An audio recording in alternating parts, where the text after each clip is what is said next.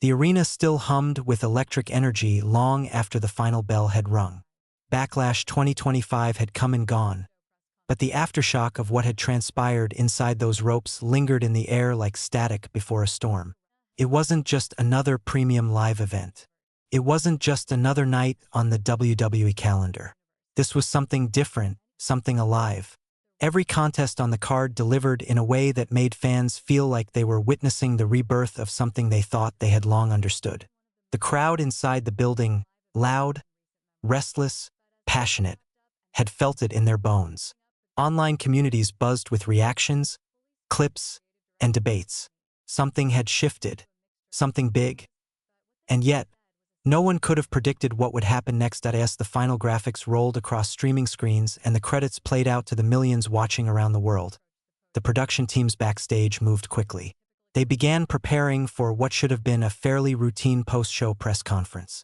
These conferences had become tradition in recent years, a chance for media to ask questions, a platform for WWE to share thoughts on the night's proceedings, and, occasionally, tease upcoming storylines or appearances. The atmosphere was still energized. Sure, but no one expected anything out of the ordinary.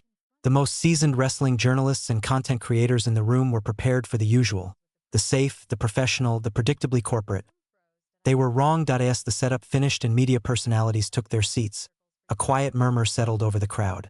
Then, with a subtle stir of movement near the side of the stage, WWE's chief content officer made his entrance. Paul Levesque, known to millions around the globe as Triple H, walked to the podium. His presence alone commanded attention. This wasn't just a man who had performed in the ring for decades. This was now the visionary voice behind the stories being told in the squared circle. He had become the steward of WWE's creative direction, and his word carried more weight than perhaps anyone else in the company. He stood in front of the microphones, looked out at the faces in front of him, journalists, content creators, WWE staff, and began with a few customary greetings. His voice was calm, steady, but something in his demeanor felt off.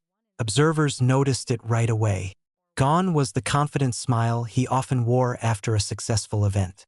Instead, his eyes betrayed a certain gravity, a weight, as if he were on the verge of revealing something important. And then he did. "I think we need to talk about Jon Moxley." Silence. Pure, thick silence. You could feel the oxygen being sucked out of the room in an instant. It wasn't just a surprise, it was shocking. That name had not been spoken within WWE's official channels in years. Not in interviews, not on commentary, not even in passing. Jon Moxley, known during his WWE tenure as Dean Ambrose, had long since left the company in 2019. His departure was seen as a closing chapter, one punctuated by whispers and speculation, but never closure. He had become a cornerstone of another wrestling promotion, forging a new path on his own terms. WWE had quietly moved on, or at least pretended to. But not anymore. Triple H didn't dodge the subject. He didn't offer a sanitized version or a PR-friendly explanation. He dove right in, honest, unscripted, raw. "For a long time," he began, "people have speculated on why Jon left us. There have been theories, money issues, creative burnout, personality conflicts. And yeah, some of that played a role. But the truth is simpler. We failed him." You could hear gasps, audible, real. This wasn't something WWE executives said. This wasn't the kind of confession that corporate higher-ups offered freely. But Triple H wasn't reading from a script. He was speaking from a place of reflection, of regret, and of revelation. He continued, painting a picture not of a single moment of tension or a singular blow-up, but of a slow erosion. The kind of frustration that creeps in over time, chipping away at a performer's passion. He described how, in those final months of Moxley's WWE run, the system had tried to put boundaries around a man who couldn't and shouldn't be boxed in. "We handed him scripts when he was ready to give us something real. We gave him lines when he was ready to give us truth," Triple H said, the emotion thick in his throat that he wasn't being dramatic. He was being sincere. Triple H shared how Moxley had brought idea after idea to the table, only to see them dismissed, diluted, or disregarded.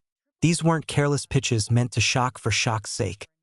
They were deeply considered visions of what storytelling in wrestling could be.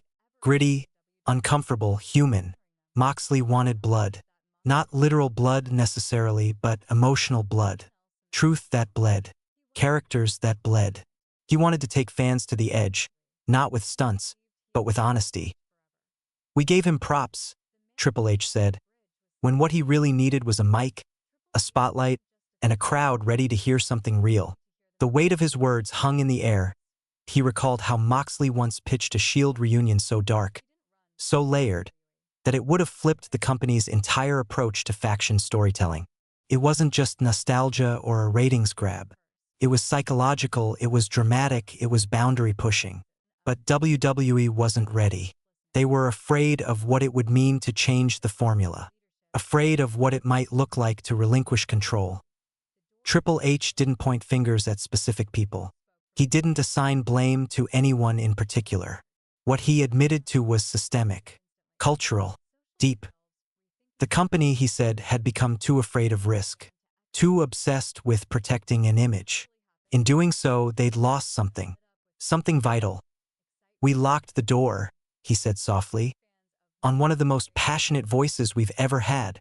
And then, with the whole room hanging on every syllable, he delivered the line that would become headlines, memes, TikToks, and YouTube soundbites for days, maybe weeks to come. "If Jon Moxley walked into my office tomorrow, I'd hand him the keys, because the WWE he left no longer exists." It wasn't just a quote. It was a message, an invitation, maybe even a challenge. He didn't expand further. He let the words speak for themselves. What followed was chaos, in the best possible way. The wrestling world exploded. Online communities surged with speculation. Was Moxley coming back? Was this Triple H's way of extending an olive branch? Or was it simply an overdue acknowledgement of one of wrestling's most daring voices? No one knew for sure, but what mattered most was this. The conversation had changed. For years, the narrative surrounding Moxley's WWE exit had been treated like a wound, something better left untouched. WWE had sidestepped it, like a ghost they didn't want to confront. But now the ghost had been named, and not with bitterness, not with spin, with honesty.